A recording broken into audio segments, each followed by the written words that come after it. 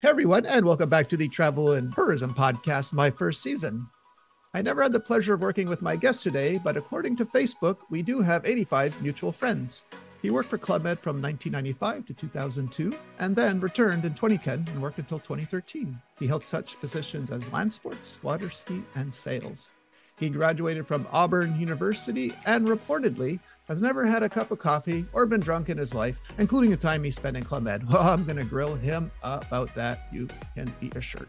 He also worked for the Peninsula Hotel in New York City, the Ritz-Carlton in Las Vegas, and the Four Seasons Resorts in the Maldives. Fun fact about my guest, and I'm wondering if he's buttering up your host, who's from Montreal, by making him jealous, by claiming that he took care of Celine Dion and her family while on vacation. Okay, inquiring minds want to know. I have to know what all this is about. He has called 8 countries and 20 cities home over the last 26 years. So please help me give a warm welcome from Atlanta, Georgia, Scott Duncan, aka Scotty D. Hey, Scott, how are you, sir? I'm well, thank you, Greg. Great intro, humbled, certainly to be on a long list of amazing rock stars that you've had the privilege of speaking with in the past. So thank you so much. I appreciate you reaching out to me. No, it's kind of you to say yes and to come on to share your story. So thank you for that. Thank you. Now, I mentioned Auburn. Okay, so some very famous alumni graduated from Auburn. So Tim Cook, Bo Jackson, Charles Barkley, Jimmy Buffett. Now, would you agree that I think the best quarterback from Auburn, was it Cam Newton? Because I know he led Auburn to a perfect 14-0 record. So do you consider Cam Newton the best Auburn quarterback, or do you like someone else? Well, it's interesting. Some might say Pat Sullivan, who also won the Heisman Trophy for Auburn back in the early 70s. But for my time, for sure, Cam was the guy. He kind of put us back on the map. As most college football fans know, Alabama has really reigned supreme, not only in just college football, but certainly in the state of Alabama. So just to have at least one national championship over the last several years is for us, something to brag about, and Cam helped us get that. So yes, to answer your question, yes, Cam is probably our guy. Now, what were you studying back at Auburn, if I may ask? Yeah, no problem. So, I originally went to Auburn to study architecture. That's where I kind of thought my dreams, would be accomplished through that industry. And really, my vision was to build hotels and resorts. And a professor or an individual came to one of our classes and kind of explained to us that it's a long road, kind of got off track and ended up just graduating. I shouldn't say just, but graduated with a business degree and was happy to do just that. But certainly kind of look back and wonder what if had I continued on that path of architecture. Okay. Now, your first season was in Turks and Caicos of March 95. So we both had our first seasons in Turks and Caicos, and I think I was there a year before you in 94. But to take it back a little bit, when did you first hear about Club Med? Did you ever go there on vacation, or someone you knew did, or you saw an ad in a newspaper somewhere? Yeah, it's a great question, Greg. And based on your tenure with Club Med, back in those days, it was before the internet. And I know it sounds crazy, especially to any of our younger listeners, but yeah, there was really nothing to go by. I had a friend that had gone to a Club Med on vacation and just thought it was awesome. He was just explaining all the sports and the entertainment, which were two passions of mine, and said, you should work there. And I didn't really know much about it. Candidly, it's not a destination or a company that's very familiar in the South in the US, at least at that time. I was interested and I pursued it and had a great interview with Jennifer Seidel down in Club Med Sandpiper, and I actually drove down there for my interview. And next thing I know, I received a phone call and some paperwork in a FedEx envelope that said I was going to Turks and Caicos. And Greg, candidly, I didn't know where the Turks and Caicos were on the map, so I had to look it up. And even my father, as he dropped me off at the airport, said, "Now, where are you going again?" And I had to tell him, I'm like, I'm not really sure, but I think it's going to be nice. Yeah, and Turks and Caicos it was, and certainly a great memory to be able to put that on my list as first villages. Okay, couple of questions. You drove from Georgia to Florida on your own dime for the interview? That's right. I sure did. And did you know what you were applying for, or you just told them what you can do, and then they figured it out that you would be? Were you land sports your first season? Yeah, and Ish. honestly, Okay. it is exactly. It was a little bit of a combo of both, Greg. I certainly was showing up with my resume, and they were kind of explaining a little bit more about what they look for in a GO. And of course, for those people that are not familiar with Club Med at all, much like myself at that time, I didn't really know what GO meant, and they were talking about GMs, and I still thought that was general manager. And it took me a while to kind of understand really what I was getting involved with, but there was something about the interview. There was something about the way that the geo life was explained to me that really was appealing. I was eager and excited to see what it was all about, but certainly, far from having much knowledge or background or experience for that matter, knowing what I was going to get into. So it was certainly a leap of faith. Okay. And at the time, the chief of village there's Greg Snyder.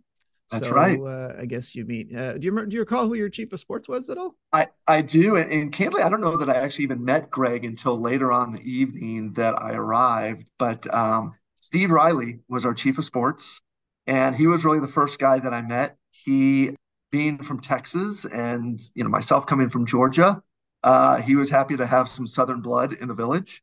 Steve was kind enough to show me around and kind of explain to me very quickly, with my bags in tow as to what I would need to do and first things first. So yeah, Steve Riley was great and certainly was an awesome first chief of sports to have.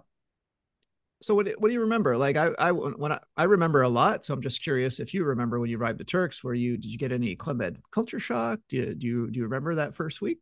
Absolutely. Yes. It's all of that, just Greg, in terms of first, and kind of the funny story was at Turks, I show up and Steve had mentioned to me as we're passing the pool that one of the individuals who normally teaches water aerobics wasn't feeling well. And his question to me was, have you ever taught water aerobics before? Well, I don't know why one would have taught water aerobics before unless you had been in Club Med. Yeah. He's like, you'll be fine. You'll figure it out. Just hop in the pool. All the people will follow along whatever you do. And I'm like, well, what do I do? You'll be fine. Are you Uh, serious? oh yeah. And Steve Riley and Okay. that nice smile, that Southern fellow, he's like, you got this. You'll be so. So next thing you know, I was in the pool teaching water aerobics with very little God. understanding of what it was going to entail. Yeah, I mean, just such a beautiful location. The people were so friendly. But to your point, Greg, it's definitely a culture shock. It's people with just smiles on their faces and from all over the world, speaking different languages. It was just something that was completely foreign to me. So it was it's kind of sink or swim, no pun intended, when it came down to the water aerobics. But that's really kind of how you were immersed into Club Med, is you just were thrown in and you had to figure it out. Okay, Scott, just one thing. I can't get this thing out of my head that you were literally thrown in the deep end having never seen water aerobics. Now, I learned from the two of the best, Big Ed and JJ, when I was in Turks. And Oh yeah. so I watched them do it. I understood what it was. I didn't like it, but I knew. I can't imagine someone who'd never seen it. Like, how would you know what to like? You probably didn't even know you could have just turned it into a big sweaty massage circle, because like a lot of water aerobics geos do. They just said, "Oh, we're going to massage each other now," but you probably didn't even know that. So what were you doing? Were you doing jumping jacks in the pool, squats? What were you doing? And Steve was so funny. He was like, you have a couple of people in the pool who've been doing it all week. They'll help you. So, and that was really kind of what I did. I jumped in the pool and I kind of asked this person, I said, I've never taught this before. And really the GMs were quick to say, we'll help you out. We'll have some fun. Okay, thank And, God. it was really that spirit and that experience that let me know, like, everything's going to be okay. And I think, Steve understood that. Like he wouldn't have put me in a position to fail.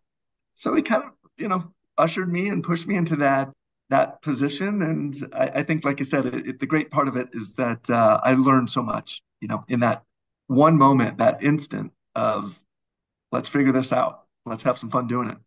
Yes, but if there's one thing you could fail in the resort, it's water aerobics. There's no high stakes there, because what Big Ed and JJ would do, which they thought was funny, they'd make me chug a beer, Oh yes, yes, yes. before. Do you guys want to see Greg chug a beer? Yeah. That's Okay, right. so That's right. so yeah, it's not like the 5 o'clock step, so you can't screw that one up. But wow, what Very else? true. What else do you remember about that season? Because Turks it must be special for you, right? Because it was your first season, I'm guessing. Absolutely. And it was really just, I would say this for being the first village too, you don't know what you don't know. And I met a great gentleman who I'm still wonderful friends with even today, Aranyo. I just remember him hosting a volleyball game, and every time he would say it was sponsored by Corona, and somebody would deliver him a nice, frosty beverage.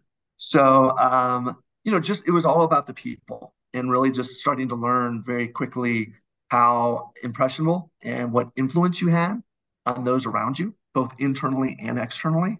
And of course, you're doing that at a beautiful location such as Turks and Caicos. And sadly, my tenure there was cut short due to the scenario that I was in terms of I was being hired kind of on a per need basis, i.e., they didn't necessarily need another land sports person there, but I was kind of bridging the transition between winter season and summer season.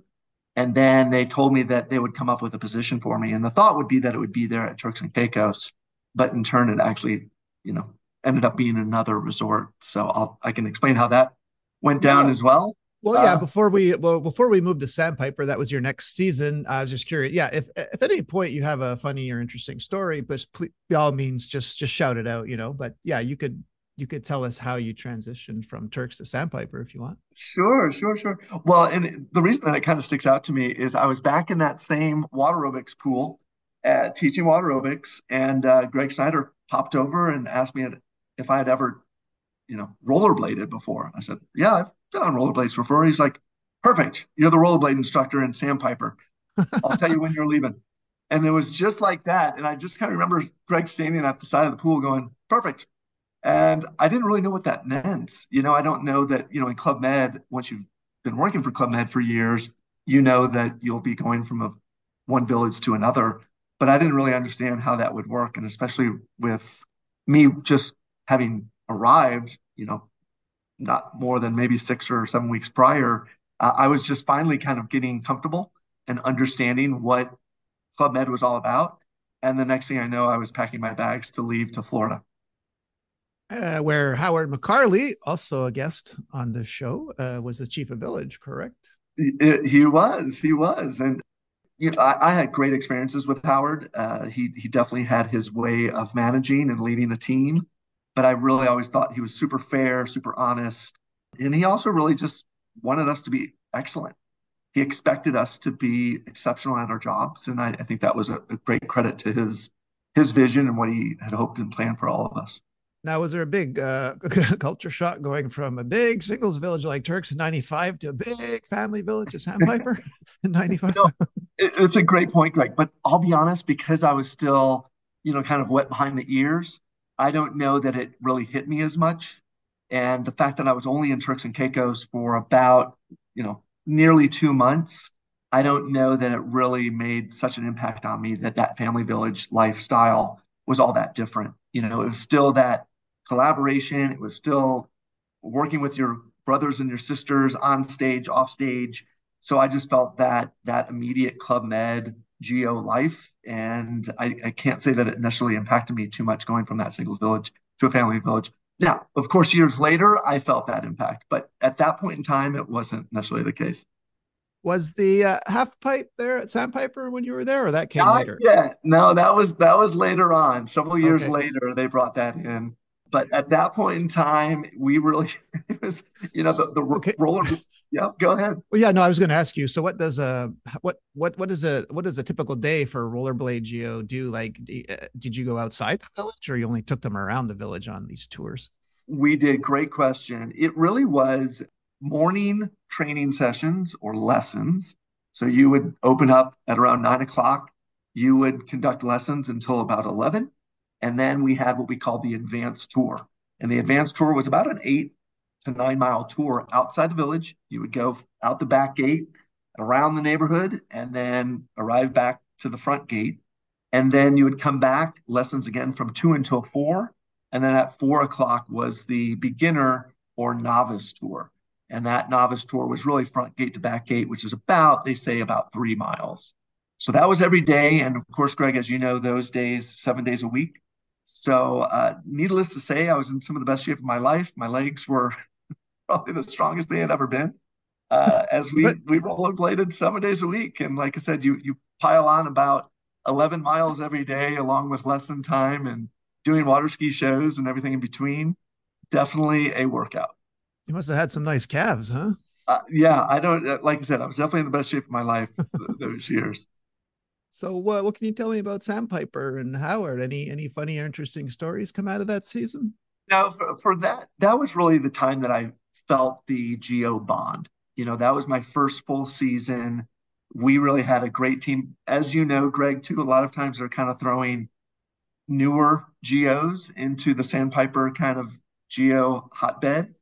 But we were all just eager and excited, super, super creative. The group of people that I worked with that season, we found ways to create excitement. Greg, did you ever work at Sandpiper? Forgive me. No, I only visited there, but a lot of people I know work there. Tell me, Scott, who was your chief of sports in Sandpiper? So it was Momo from Morocco. Great, great guy. He was actually promoted that season to be chef de village.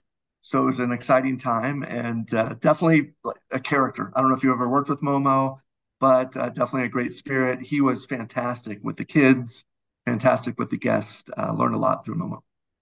All right. And at Sandpiper, you were there from May to October 95, correct? That's right.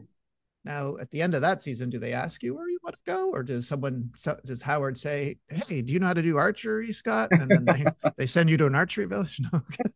What That's happened? yeah. Okay. It's kind of funny how it goes down sometimes, right? That particular season, it did come down to asking me, if I had a short list of villages that I would be interested in working at. And a gentleman that I worked with at the time there, his name was John Kiss. We became really good friends, and we were both interested in going to Cancun. So we put that down on our list, and I was very fortunate enough to be selected and work with the team in Cancun at the end of 95 going into 96. What'd you do in Cancun?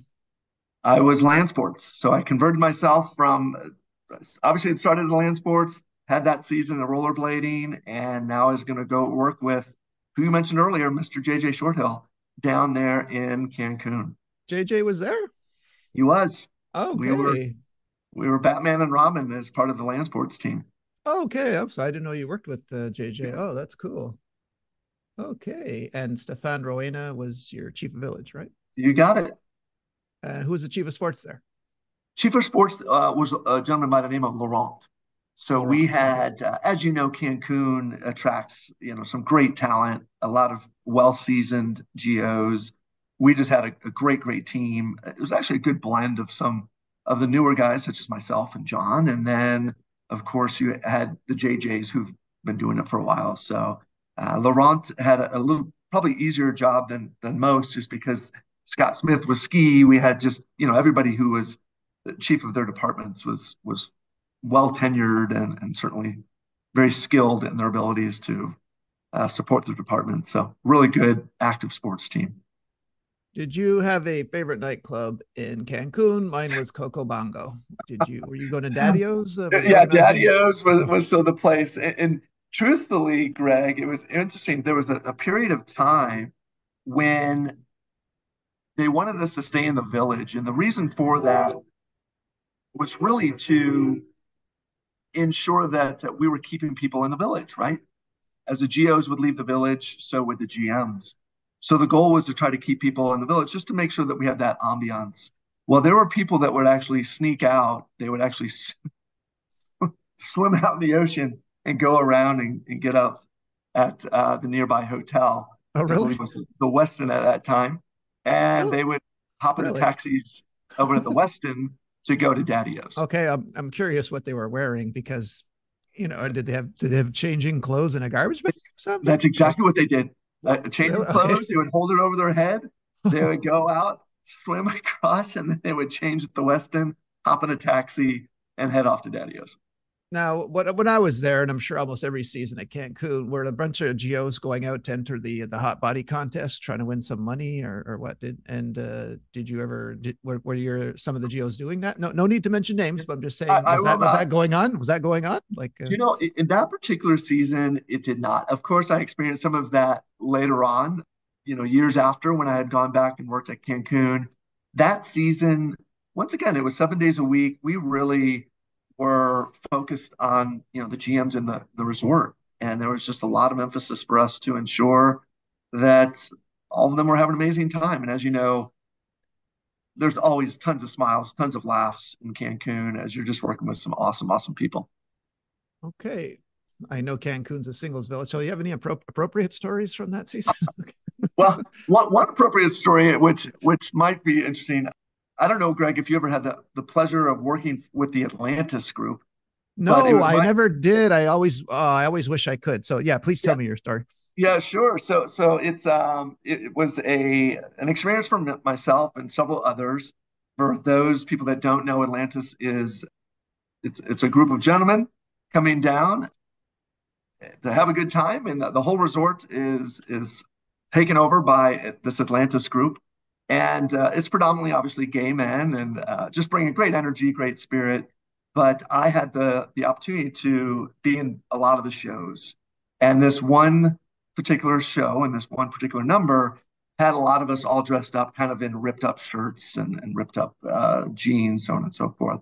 And the number starts off as I believe it was a Janet Jackson number, starts off with several of the girls on stage doing some dance moves, and there's about six of us gentlemen that are kind of out in the wings, and then the song changes and we come out. Well, I've never heard a louder ovation at a Club Med show than I did that particular night. And if you know anything about Atlantis or anybody has experienced it, they bring so much energy to all of the entertainment. The theater is completely packed with everybody wanting to be a part of the entertainment. And it was a moment that I'll never forget. I remember looking at my work buddies and even kind of looking at my girlfriend at the time across the way and just laughing as like it was like I said, it was just a roar of applause and cat calls and whistles and everything else. It was definitely an exciting week, entertaining for sure. Had to teach water aerobics as well that particular week. Awesome, awesome spirit. And like I said, Club Med has so many great weeks. We did the volleyball week down there, which is also a fun group. We are part of a lot of different just special group weeks, which I think sometimes gets lost in the shuffle of all the day-to-day fun that we have. But those groups really do leave an impact on us GOs. And then looks like you wanted to rest, and they send you to Eleuthera unless they needed you in Eleuthera, but and with the chief of village Tutun. So what happened there, Scott?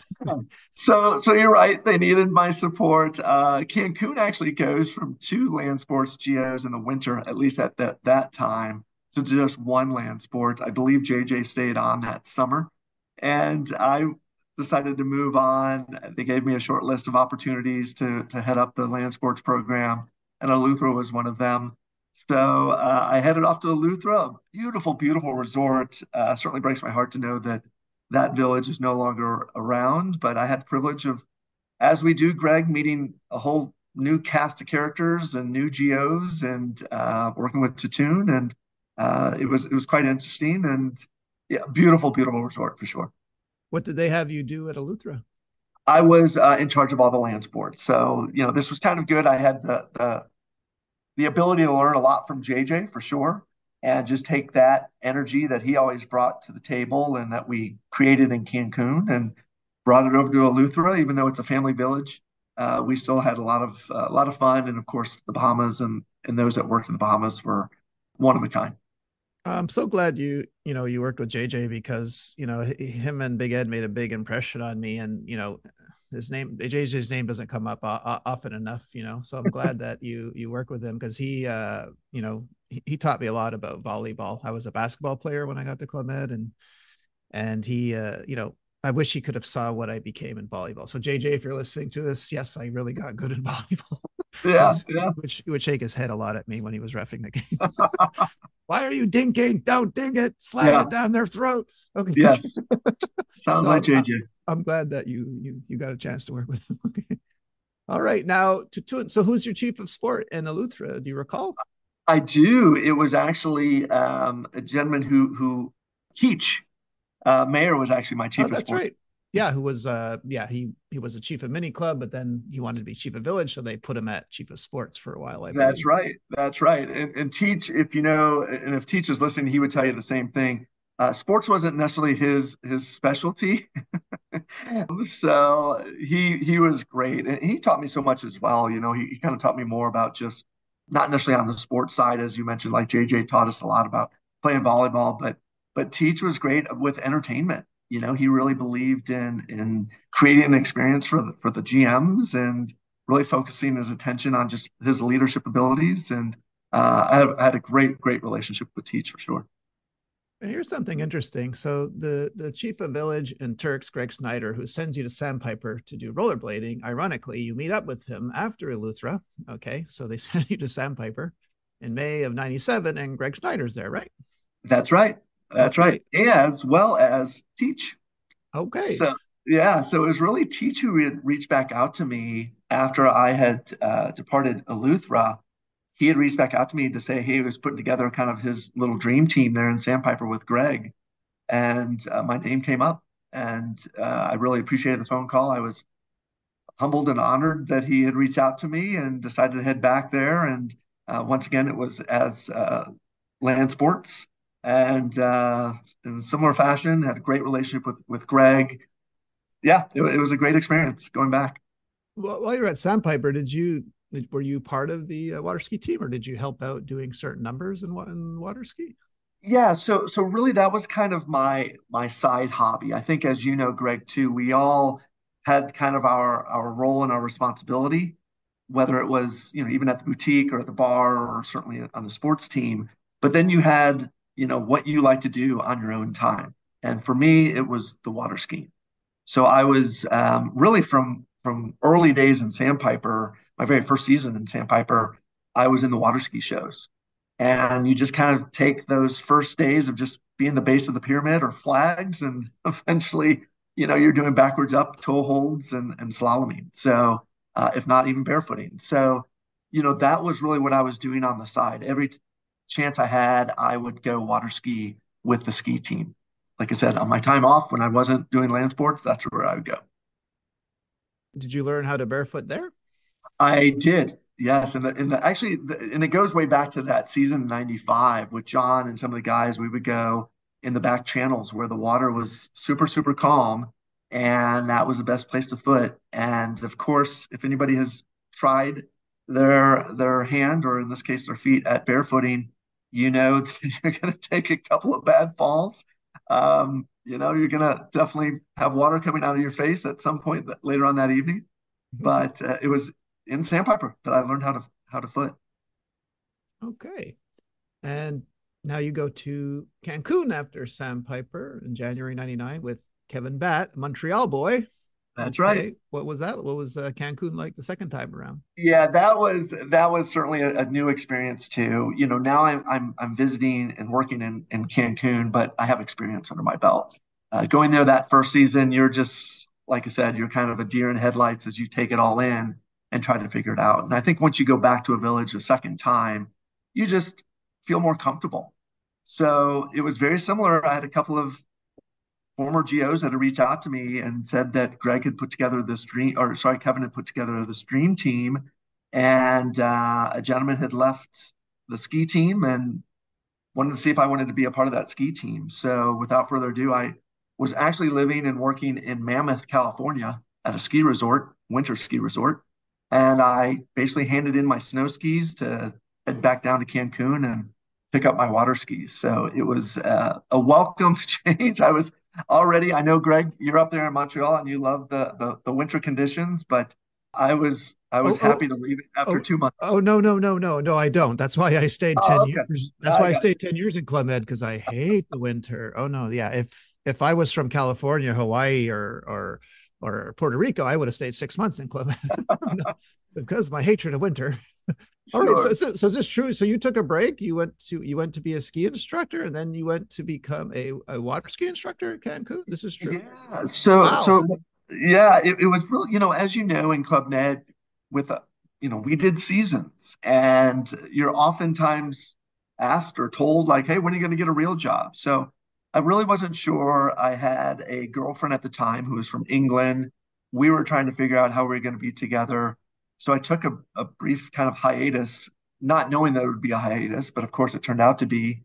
But really just missed the Club Med life, missed the geos, missed the activities, always missed having something to do. And that was always what I found to be so exceptional about Club Med was that at any given time, you were surrounded by good friends. At any given time, you had something to do. At any given time, you had an opportunity to make a difference, to make an impact. And I think I just kind of missed that adrenaline. So although I was doing something that was relatively active, it didn't feel the same. And that's what drew me back very quickly and easily to Cancun at that time. So what was that Kevin Batts season like? It was, look, it's a cast of characters that it's the Freddies, it was the JRs, if you know JR. Okay. It was just a once again, you have a lot of veterans, seasoned GOs that know what they're doing. The shows were top notch. Graham, who I had worked with, and Sandpiper was the choreographer there, Graham Maxwell. Graham is one of my dear friends, and I always enjoyed doing his shows. He took so much pride in really producing and creating shows that were not only entertaining for the audience, but even entertaining for those of us that were a part of it. So there was just a strong level of comfort and just it was really just an amazing experience, amazing season. Now, did you stay there? I mean, because I see that you remained on when Hammer became the chief of village. I So did. how I did. long were you there total? And So interesting enough, I had an opportunity outside of Club Med. They had pursued me even before I had gone back, and the thought really was all along that I would just stay there for 6 months. I was actually there for that transition between Kevin to Hammer, and Hammer and I just we had so much in common. We're both big Elvis fans. We just both love sports and history and entertainment. So we just had just a great time kind of getting to know each other. But I was only with him for about a month, maybe 5 weeks at that time, and I decided to pursue this other opportunity out in Southern California. And Hammer and I still remained in touch. And he said, "Look, if you ever want to come back, let me know, and I'll find a way to maybe have you help our team." So I did go back and helped him out in Cancun about a year later, okay, little less, almost 6 months, I guess it would have been. yeah. So you would have been there. Were you there for Y2K if you were there in January 2000, or Let's see. did you arrive just after New Year's? I would have been there just after New Year's. Funny enough, I was Okay. in San Francisco for Y2K. So yeah, you've stirred up a good memory. So it was shortly thereafter. So this might have been maybe the second season of Hammer or third. Like I know he passed. Was it in '98 or '99? I think Chief of Village. Yeah, I want to say Sonora was his first, if I'm not Yeah, mistaken. yeah, it was. Yeah, you're right. Okay. And yeah, so he would have really, because he was coming in kind of in the summer of, what would that been, in 2099, he would have stayed through 2000. So yeah, I would imagine he just stayed there for that year. Maybe he did extend, but always a great time with Hammer and some tons of laughs with Hammer, that's for sure.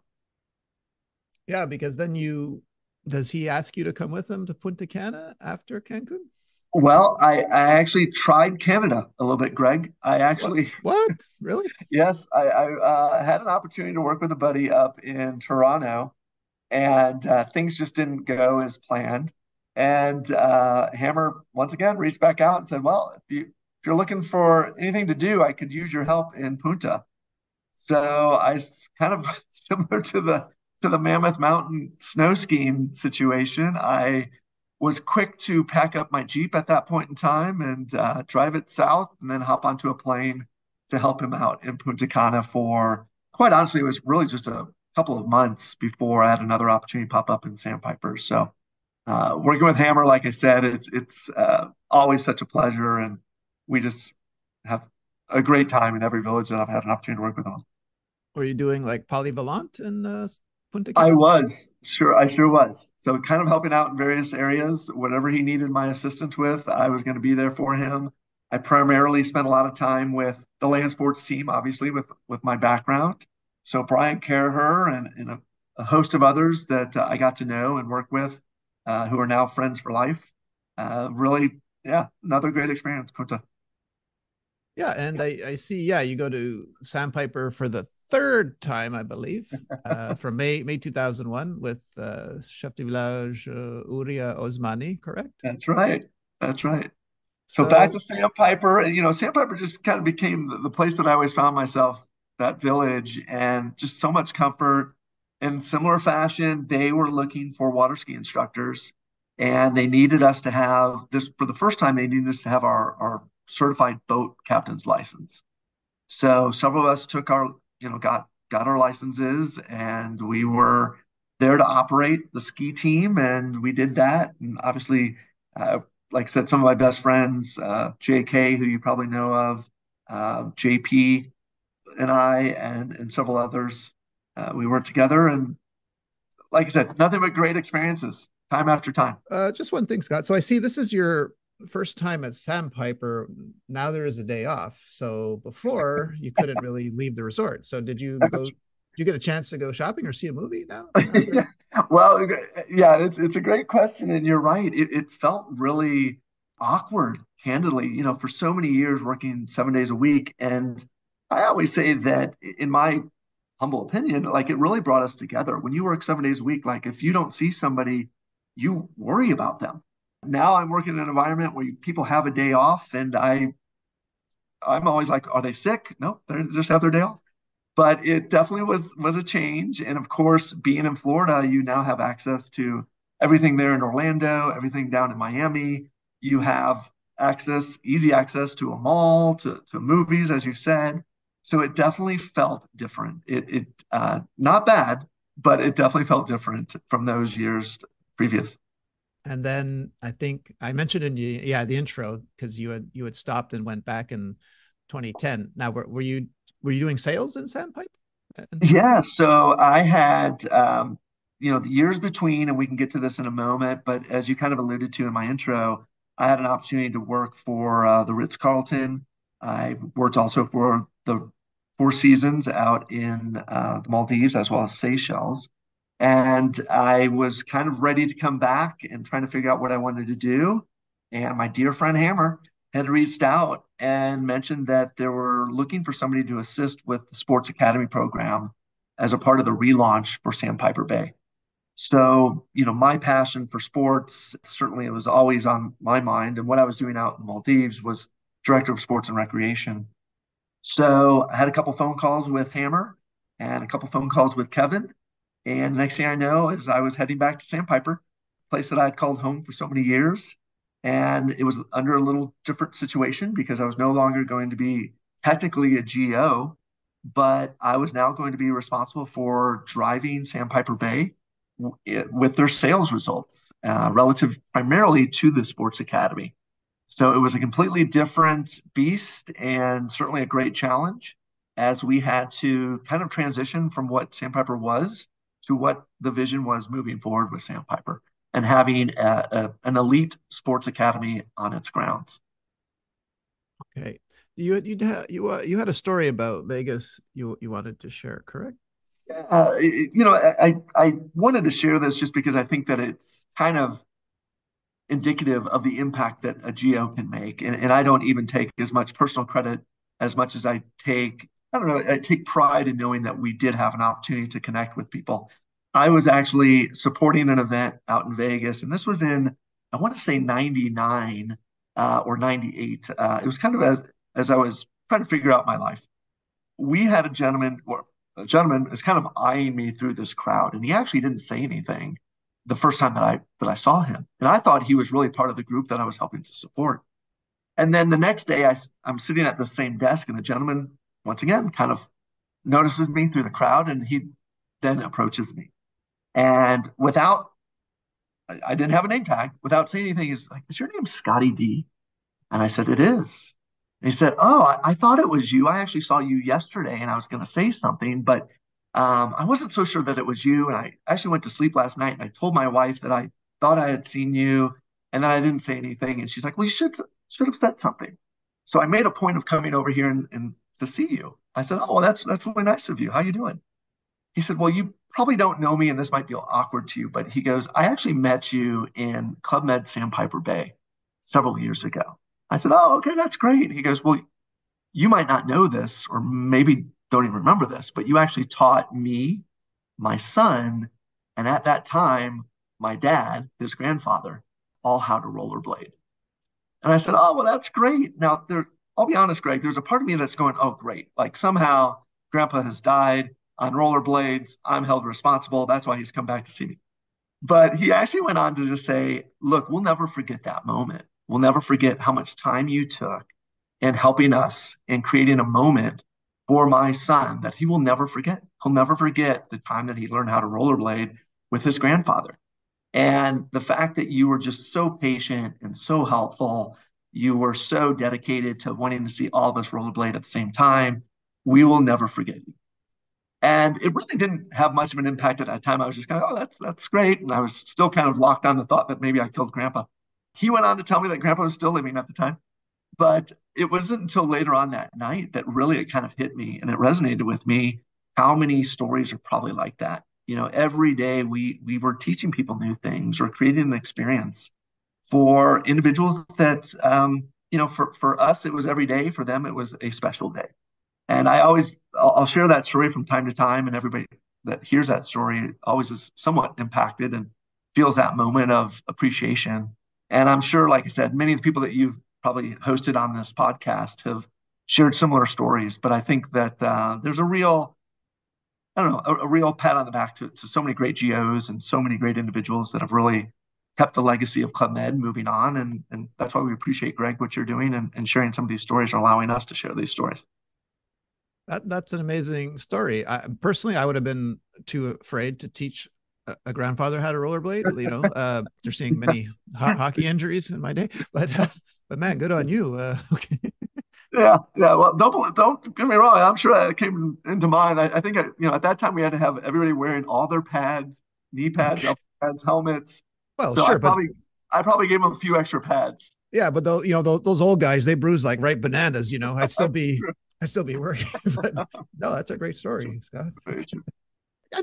Sorry, I didn't pick up. I said this in your intro, and I didn't pick up on. Okay, never having had a cup of coffee. Like, what? Why? I know. It's weird, even more so in these days where everybody starts their day off at a Starbucks or definitely having a tall glass of or mug of coffee. Never. I had a sip when I was a kid, didn't like it, and similar. I had a sip of alcohol when I was a kid, didn't like it, and just Wow. never. Everybody says you acquire a taste, and especially as most people know in Club Med, a lot of people who enjoy some libations and some tasty beverages. And that was just never my angle and never really my thing. So I invested so much of my time into the shows, into the sports, and just enjoyed, celebrating with all my friends that did enjoy those cocktails and those beverages. Okay, wait a minute. So instead of coffee, are you slamming like Red Bulls before work, or what? What do you No, mean? no. Okay. Oh, okay. Back in those days, it was, I would have soft drinks, but even now, I barely even have soft drinks. So I just drink water. I know it's weird, but No, that no, no. that I'm impressed, man. And yeah, you didn't really miss anything with having a beer or whatnot. I mean that's fine. But I'm sure a lot there. I'm sure every season you went to there, you were getting a lot of like a lot of yeah, yes, yep. incredulous stares and whatnot, right? Yeah. Okay. It's interesting. It's very interesting how people sometimes can't fathom the idea of Yeah, somebody not having a drink, but that's kind of who I am. I guess you're the designated driver a lot, right? Very Okay. much so. You got it. Okay. Now, I mentioned another thing in your intro that I don't want you to spare any details. Okay. So I'm from Montreal. So Celine Dion is like a god here in Quebec. Okay. So please don't spare any details. How did this happen? Where did it happen? Tell me everything, please.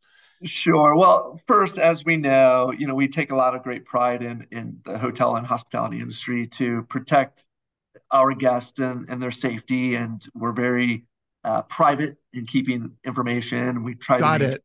Okay, privacy. so don't tell me where then. Okay. Right. But I think it's okay to say. So Celine and her family were on vacation or holiday, as some people say, and I was fortunate enough to be called and out of my room at that time. I was living on the island, and it turns out that the family was interested in doing an excursion the next day.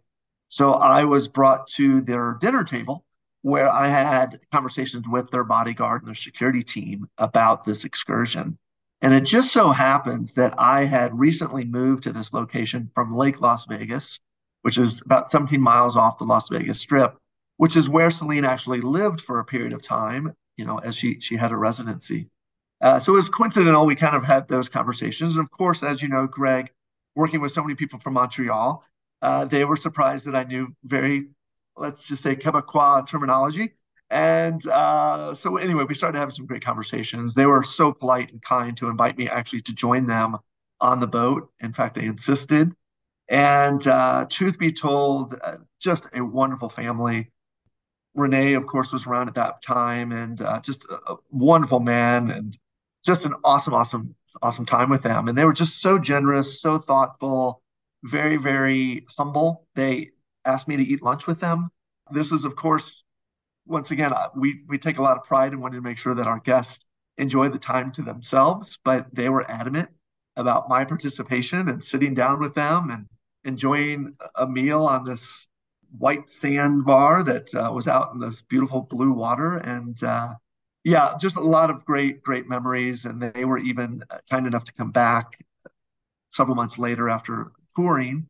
And just like I said, could not have been any more kind or nice, and just a sweet family. Like I said, I have a lot of personal memories too that I won't necessarily share here, but just if anything is ever said about that family, I would question it to the moon and back, because that my experience with them is they were just beyond kind.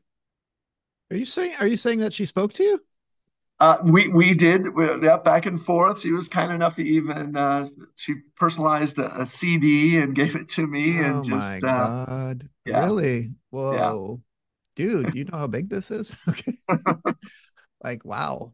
That's incredible. And I guess I should tell you this too, Greg. I actually watched the Super Bowl with them. Where we were in a completely different time zone that required us to get up at 4 a.m. to watch the Super Bowl. And it was amazing because it was really just myself and the family as we watched the Super Bowl together and eating pancakes and waffles, which is not traditionally how you'd watch a Super Bowl, certainly over here. So it's like I said, just a wonderful, endearing family. Wow. That's awesome, man. So Sure. glad you got to experience that. That's incredible. Wow. All right. Can I ask you a few more questions about Club Med? Absolutely. So in all your seasons, I'm just curious, like who you enjoyed working with, like who you had a good time with.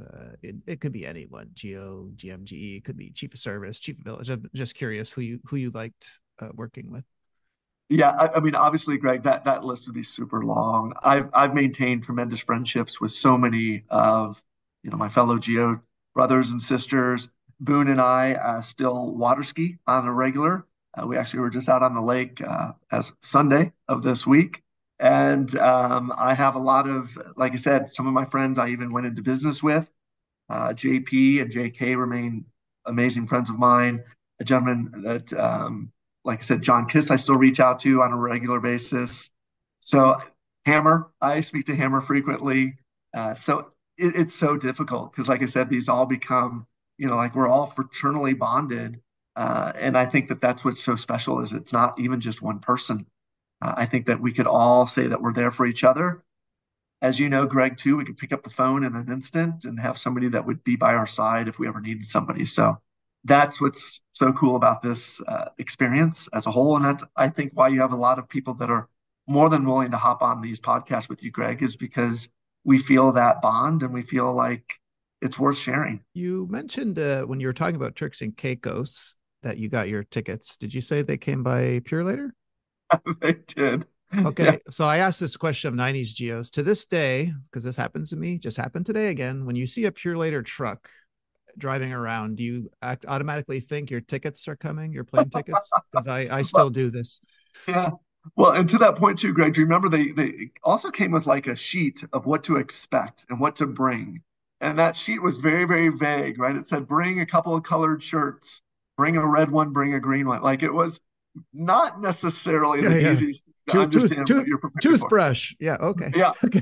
that was about it, and they told you what kind of volts, the electro appliances would take. And so I also remember those tickets coming with very little information as I was getting ready to, live a completely different life on an island that I had never heard of previously. But did it ever happen where you see that truck, whether it's Purelator or FedEx, and you think Absolutely, absolutely. it's almost like when like do you hear a song from Club Med and you're in the grocery store? Do you have to like restrain yourself from moving side to side and clapping? Does this happen to you? Like, Yeah, whether it's a crazy sign or yeah, certainly one of the performances that we had up on stage, and I would say probably more so that. And I had alluded to this previously, Greg, about like Graham and some of the choreographers that I had the pleasure of working with. It's those shows. It's the show. It's before the shows. It's the rehearsals. It's really those memories that stand out the most to me. And as you said, they're oftentimes ignited when you hear a song that you perform to, or a song that not necessarily you even performed to, but somebody else did. And I think that's what's great about our years in Club Med is that there are just so many great memories, and it takes you back to a funny rehearsal or even a rehearsal late at night that you at the time were tired and exhausted, but you knew that you had to do it because the show was to open that next night. So to your point, I think that we're oftentimes reminded about our years and the great people that we had the pleasure of working with. have you ever thought about?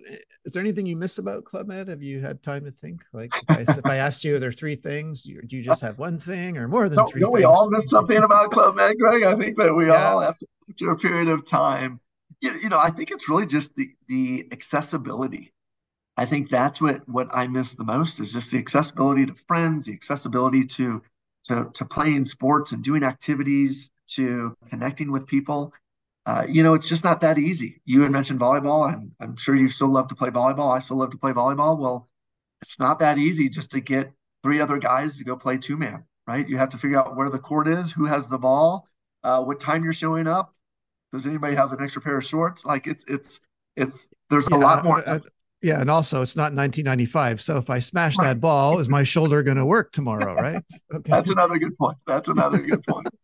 But I think it's that accessibility, and that's why I think so many of us try to stay in touch is because we also know that we have that common bond and that drive to stay active. And to your point, Greg, we don't remember that we are the age that we are, and we still go back to 1995 and feel like we can still play two man or foot or whatever. So yeah, so many great memories. Well, Scott, this has been amazing, and if you do recall or don't, like we met, I believe, in 2010 at the XGO two reunion. I have a nice That's photo right. of me, you, Ryan, and Hammer, and I went to two reunions. Have you been to? Was it just that one reunion, the Club Med reunion, or have you been to others?